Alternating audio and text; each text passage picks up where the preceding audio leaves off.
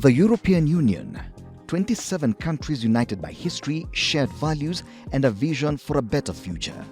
From Brussels to Barcelona, from Lisbon to Helsinki and Riga, the EU is one of the world's strongest communities working together across borders. Here in Kenya, the European Union is more than a partner.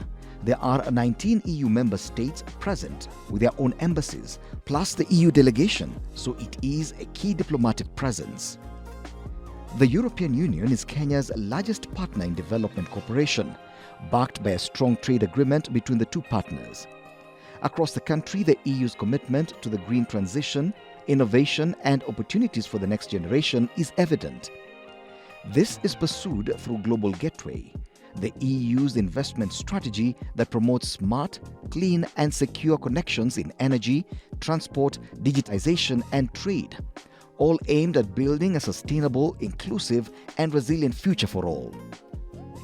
At the heart of European diplomacy in Kenya is the EU delegation, led by Her Excellency Henriette Geiger. She is the first woman ambassador for the EU and for the past years a leading voice in town. For example, she created and animates the Nairobi Girls, an informal gathering of female leaders from across board.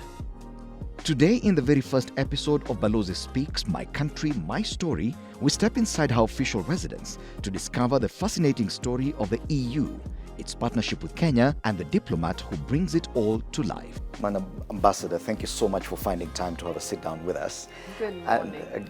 Good morning. And probably we start from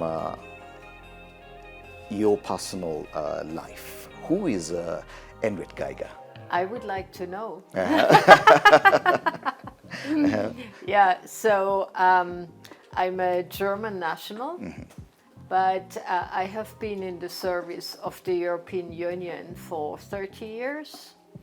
And in the European Union, we are not using our nationalities. Okay. So if somebody asks you where you're coming from, you say, the country I know best is... So I am a German national, but I had an international career, and I left Germany when I was 23, and I never returned. Never gone back to No, Germany? never, except for short visits. So I studied first in Germany. I come from the Swabian area in Germany, that's the south. They're supposed to be very diligent, hard workers, very stingy, but also very innovative. So that's the heartland of the car industry. Okay. So if you have a Porsche, Audi, Mercedes, that's where they come from. And actually I was born in the city of the Audi. Wow. Yeah, okay. Yeah. So that's my hometown, and they started as a bicycle factory and became what is now the Audi. And so I have a family. I have 2 adult daughters. My husband is here with me. One daughter is living in Paris. The other one is still finishing her studies in Brussels. And we have been basically, moving, but living in Brussels for many years. I worked in the service of the EU for a long time. Yes. But I started in the UN. Okay. So before joining the EU, I was at the UN. I'm speaking more about my professional life, but I also have many private interests. For example, music. You see the piano over there. I can also... You play the keyboard? Yeah, yeah. Interesting. I was in a band also. When I was young, I was playing in a band. Wow, what kind of band? Rock band. Rock band. Interesting. That was in the 80s. What do you expect? How old were you there? I started when I was 16 until maybe 22, 23, when I went away for studies, since it was in my hometown, it was very difficult because we had too many gigs and you had to practice, and so it took a lot of time and I couldn't go every weekend, so I stopped. But my band is still going strong. They're still playing. Up to this time? Yeah, Wow. up to this time. They changed a bit in the rhythm and the groove, but they're still going And I can strong. imagine they've grown a bit older. Yeah, a bit, a tiny bit. All right. And maybe their audience too. Interesting. Yeah, so also literature, I read a lot. I love to write also. But it's interesting, you talk about 30 years in diplomatic service. Yeah. How has that journey been, even as a woman diplomat, especially? How has the journey been? You said you went to the UN before you even, your final posting in Kenya. So I haven't always been in the diplomatic service. Only when you're posted outside, you're considered a diplomat. But I always worked on external relations. Okay. I also worked for some time for the German development program, for example. I was posted in Guatemala. A diplomat is somebody who is posted in a third country to represent the interest of their country. So this is the task I'm having now. But as a woman in international relations, I developed without any thoughts about becoming this or that. It's just one thing led to the other, and that's where I am now. But I have always been extremely interested in people to people, international affairs, politics. So I studied first social work, and then I got a scholarship. I was in New York for 3 years, and I did urban planning. Okay. So I got another master's there. Interesting. And as far as diplomacy is concerned, before your posting in Nairobi, which other place have you been as a diplomat? As a diplomat, only Guatemala, because as I said before, when you're in headquarters, you cannot be a diplomat. Yes. But in headquarters, I worked 5 years on China. I worked 5 years on the Horn of Africa. I worked 5 years on Latin America and Caribbean, and 5 years on Asia and Pacific. So I covered most of the areas of the world, and I know almost all of our embassies around the world, because I was always in charge of our embassies. And now you are the head, the first female head of delegation of the European Union in Kenya. How is that? And do you think that, in a way, influences other female diplomats? Yeah, so in our meeting room, I put up a gallery of all the ambassadors that came before me, and we're celebrating 50-year anniversary of EU-Kenya relations. So it's a long row of guys, all middle-aged guys, the ambassador, the typical ambassador mold. And when I came here, it was actually very much remarked that a woman was coming. And people say that my style is different, but I'm not the one who can judge that.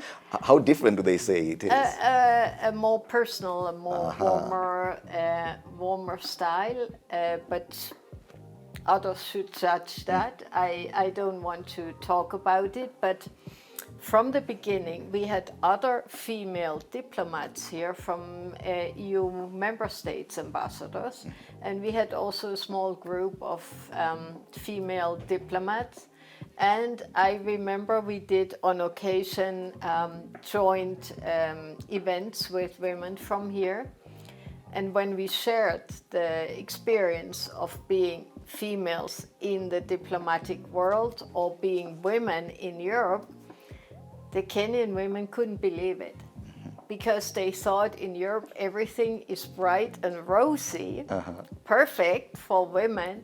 And when they heard the struggles that my other colleagues had to get to where they are, they couldn't believe it.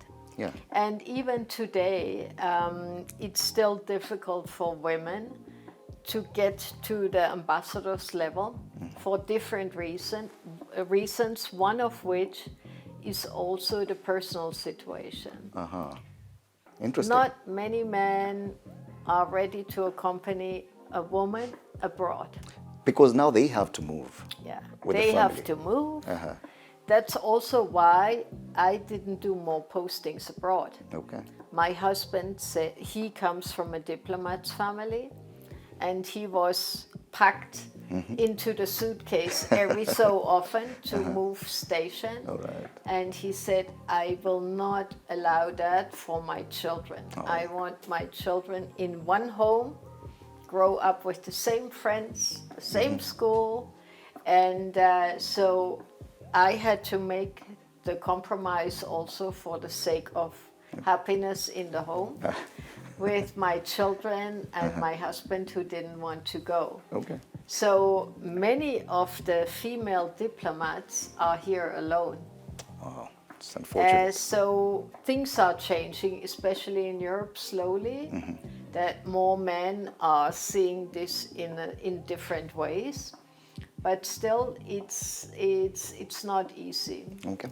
Also for men, because more and more women don't want to be just the spouse, organizing a tea with other spouses. And so also male ambassadors increasingly have a problem. They're finding the same challenge with their spouses. Not the same, not in the same way. So in the case of women, it's more pronounced, but also men increasingly are facing challenges. And I learned that you have a strong passion for women as well. And in Nairobi, you're doing something unique called the Nairobi Girls. Tell us more about Girls, that.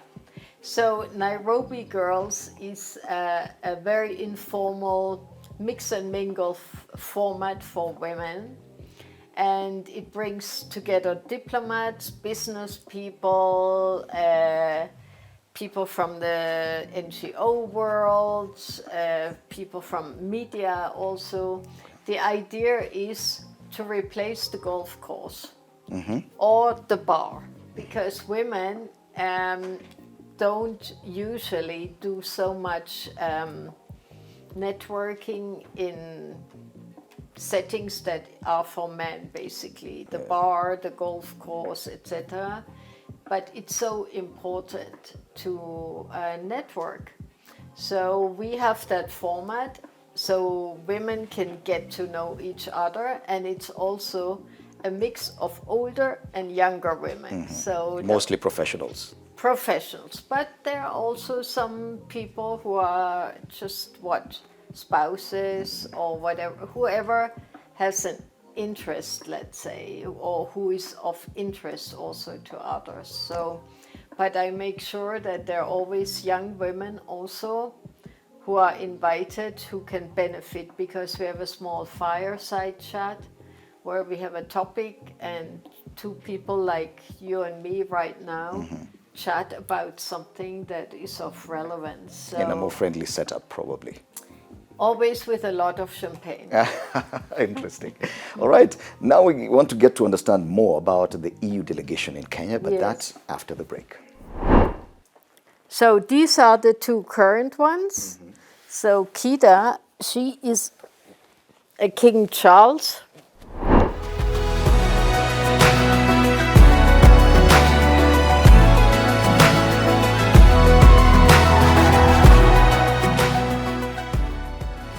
All right, welcome back. And during the break, as we took a break, Madam Ambassador, I realized that we got some very furry friends who joined us on set. And it's interesting that you have a love for pet animals, dogs and cats. And I'm sure we'll see some of them just walking on set in a few moments. But tell us more about that. When did you discover you had a love of dogs especially? I love all animals except snakes. We have plenty of those also here. So when I was a child, I already loved animals, but my mother didn't want to have any in the house. So and then I had a nomad life, studying in different places, living in different places. So it was never possible for me to have an animal. So only when I got married, I was in condition to have an animal. So my husband gave me our first dog for an anniversary. Oh, okay. Yeah, so we had dogs ever since. When one died, we got another one. First one was a miniature schnauzer. And then we had a similar one like this one. We have a white furry dog in Brussels afterwards called Lucas. And then we got Kida. Kida, come. Kida, come. Mo, come. So these are the two current ones. So Kida, she is a King Charles. So by now she's 6 years old? Where did you get this one from? From a breeder in Brussels. She was a baby, just a few days old or a few weeks old. And this one here, that's Mo. Mo is Coton de Tuellaire from Madagascar. And this is a rescue dog from Mauritius. That's why he's called Mo. It's a male. Mo for Mauritius. And he looks fine now, but he was in terrible shape when he came to us. He was basically naked, full of wounds. In Mauritius? In Mauritius, yeah. We were holidaying there, and he was begging food in front of the restaurant where we were eating. So he just followed the children after they fed him, and he never left us. So he was nursed back to health in Mauritius, and when he was ready for transport, we brought him here. Right, and we'll continue having them on set all through. You'll see them walking in and out. And But the cat maybe too. the cat is a bit shy. We have not seen the cat on set. Okay, fine. So let's now talk about your mission to Kenya. Yes. And the EU delegation that you had. Yeah. And many people may not understand why we have the EU Commission represented in Kenya at the same time when we have individual embassies in Kenya. Kindly paint a picture for us, anyone who may not understand what the role of the EU is. What is the European Union? So the European Union is also not very well understood in Europe itself. So people sometimes confuse things, and here in Kenya many people think EU is AU. They confuse it with African Union. So the European Union has a very interesting history. It was founded after the Second World War. You know that the Second World War was devastating in Europe, causing the death of 60 million people. And some enlightened spirits in Europe said, never again. Never again. How can we prevent this from happening again? And they said, who are the most belligerent countries in Europe? Germany and France. Always at loggerheads, always fighting. So what they did is they forced a union of steel and coal. Because why? Steel and coal at the time were the main ingredients for the war machinery, weapons. And so by unifying that industry, no country could do things for themselves. But then there were other members who joined from the beginning. They are called the Benelux, Belgium, Netherlands, Luxembourg. These are really small countries, and if you look at the map, they are very close to each other. They are neighboring each other. And one thing in Belgium, if you live in Brussels, within 1 hour, you're in the Netherlands, you're in France, you are in Luxembourg, you can reach the German border, so it's very... Is that why we have the headquarters of the EU in Brussels? Yes, this was one of the reasons. So with time, more and more member states joined, and now we have 27. We had one who left, that was the UK. In any case, so these countries, they said, we need to work together because we're too small to survive in a globalized world. So it started with economic cooperation. Then, if you have an internal market, as we were building, you also have to adjust the fiscal policy and the economic policy. And so one area after the other was jointly governed. So you have European Commission, which is the executive arm, like our government, the head of which is Ursula von der Leyen. Then you have a European Council, and there all heads of state and ministers, they decide on the laws in the EU. And national parliaments have to respect and transcribe in their own legislation what is decided jointly in Europe. So every month, for example, you have the foreign ministers getting together, the finance ministers getting together, etc., etc. And then you have summits once in a while with the heads of state. And that's where most of the decisions are made. That's where decisions are made, but we also have a European Parliament. So with 700 plus members, and depending on the population size, they get so many members into the Parliament by direct vote. So, and over time, the European Parliament gained more powers. Now, in some areas, they have what we call co-decision, because before it was only the governments who were elected in each country who took the decisions. And it was criticized because that was an indirect government, and people said we need to have the parliament strengthened as the direct voice of the people.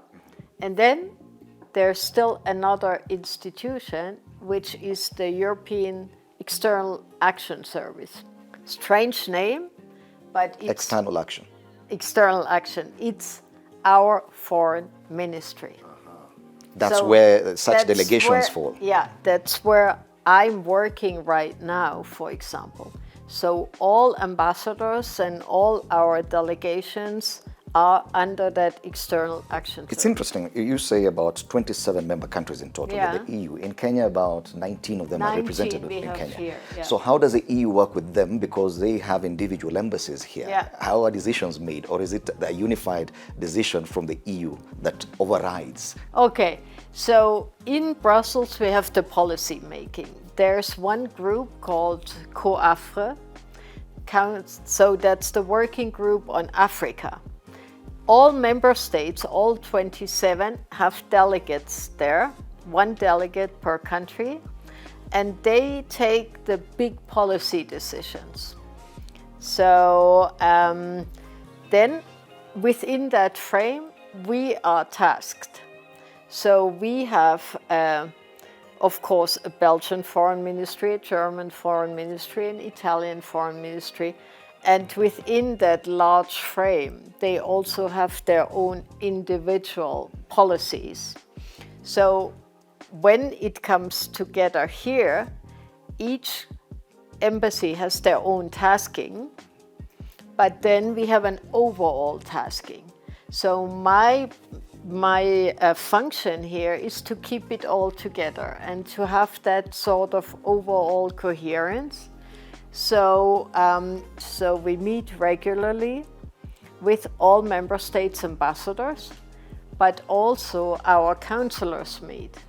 So we have political counselors, trade counselors, development counselors, consular group, consular visa group, we have a security group, a communication group, education group. So let's say what is happening in Brussels at the central level is replicated here. Okay. So do individual ambassadors in Kenya from these different countries have to refer to you every time they need to make a decision? No.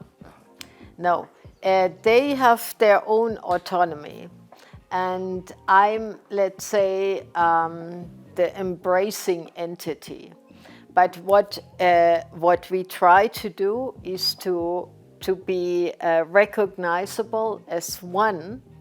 For example, the EU has a trade agreement, a free trade agreement with Kenya. So that has been negotiated by the European Commission, whose head is Ursula von der Leyen. This is our EU government. And that was negotiated on behalf of all member states. And trade policy is given entirely to the European Commission. So their member states indeed have to let us do. So what they do is individual trade promotion, but for the framework, it is... They have to refer back to this blueprint. Yeah, so it's a bit difficult to understand the decision making, but the ambassadors are completely autonomous. So, for example, they have their own accreditation, they have their own bilateral meetings. So, but what we do, and that's why we get together at ambassador level at least once a month, we look at what we do and we bring it all together.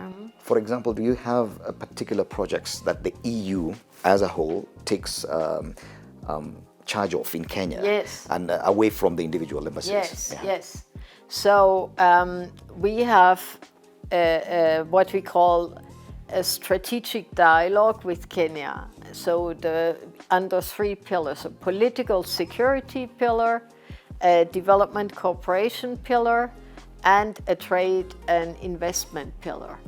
So, and under each of those we have activities.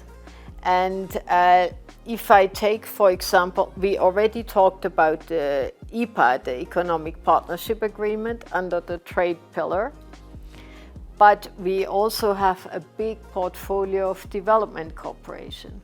This is how the EU actually started here in Kenya, basically like the USAID, if you want, doing development work. And out of that, a very comprehensive partnership in all areas developed. But we have a portfolio of more than 700 million euros in different areas. So our cooperation focuses around green transition, around digitization, and good governance. But we work also a lot with the private sector, NGOs in the area of human rights, democratization. So these are projects that are implemented by the European delegation. But the money comes from our joint pot in Brussels, and each member state has to pay a share of that. So they're basically our shareholders in that. And we have to, of course, let them know what we do, how we do it, and consult with them. And we have a new concept called Team Europe. And so that means that we increasingly try to work together as much as possible. So that means also that member states sometimes they implement our projects. Like GIZ, for example, the Danish corporation, they are implementing projects for us. So they're simply propelling the same EU projects, but through individual embassies. Yes, through their development cooperation. And thank you for painting that picture of the EU. Now let's go to personal experiences. Yeah. As a citizen of the world, Yeah. a global citizen for that global matter. citizen. You've traveled to so many different places. If you may point out to one experience that you've had in Kenya since you're posting here, that probably remains as a highlight of your time here in Kenya, what would that be? I think, as everybody, I was very overwhelmed by the nature. The nature is just fantastic here, and if you go to outings, you're just flabbergasted by the variety of what you have here in Kenya. You have the mountains, you have the lush forests, you have the beaches, you have everything here, you have the steppe here. So this is maybe what is most impactful, but also the contrast with this very vibrant metropolis of Nairobi. And one picture that maybe is symbolizing Kenya is when you go to the national park here and you see the skyline of Nairobi in the back. That really shows the mix of what Kenya is all about. Interesting. Thank you so much for that. You're welcome. And for having us at your residence.